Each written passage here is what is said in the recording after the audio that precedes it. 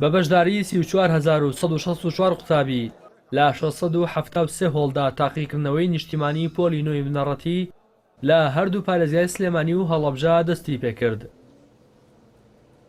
هەروەها نووسراو بۆ لایەنە پەیوەندیدارەکان کراوە تا لە کاتی تاقیکردنەوەدا ئینتەرنێت نەمێنێت و کارە باش بە هیچ شێوەیەک نەبڕێت.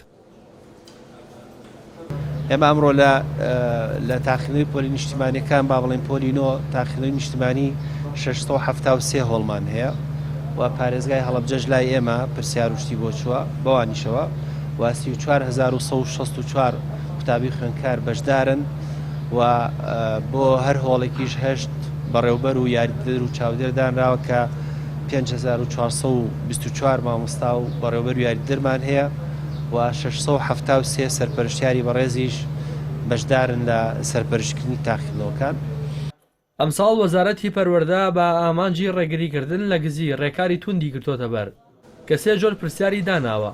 هەروەها ڕێکاری پەنجەمۆر بۆ قوتابیان بەکاردەهێنرێت هەر قوتابیەکیش گزی بکات ئەو ساڵی بەکەوتوو بۆ هەژمار دەکرێت و ساڵی داهاتوش ڕێگەی پێنادرێت کە بەشداری تاقیکردنەوەکان بکات. ئێمە ئەمانە تەمان تاقیکردنەوەکان پرسیارەکان جیاوازە و 3 جۆر پرسیارە واتە ئەگەر 3 خوێندکاریش تەنیشتێک بن هیچیان پرسیارەکانیان لێک ناچێت و 50 پرسیاریشە و ئامێری نەمانی قەتعی شەبەکەمان هەیە و ئینتەرنێت فترێک ئەبڕێت. ئەمانە هەمووی هۆکارن جگەلەوەش خۆمان تەفتیشمان هەیەکی پەنجەمۆری تیا بەڵێ ئەمانیش پەنجەمۆرەکرێن ئەویش بۆ ئەوی دڵنیایی بینە خوێندکار ئەو وەڵامی خۆیەتی.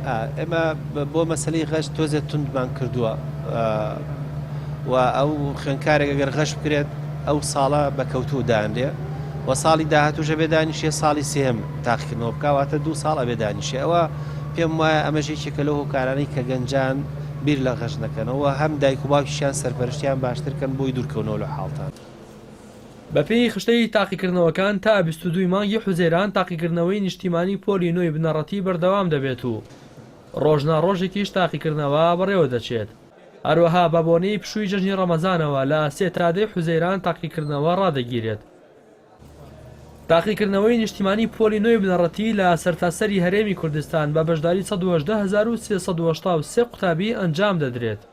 پێشتریش لیژنەی باڵای فتوای کوردستان ڕوونکردنەوەیکی تایبەت بە ڕۆژوگرتنی قوتابیان بڵاو کردەوە و ڕایگەیاند ئەو قوتابیانی کە تاقیکردنەوەیان دەکەوێتە ڕەمەزانەوە و دڵنیان کە بە ڕۆژوبوونیان زیان لە ئاستی زانستیان دەدات دەتوانن بە ڕۆژوو نەبن. ڕاستی حەمامین کەناڵی ئاسمانی پەیام سلێمانی.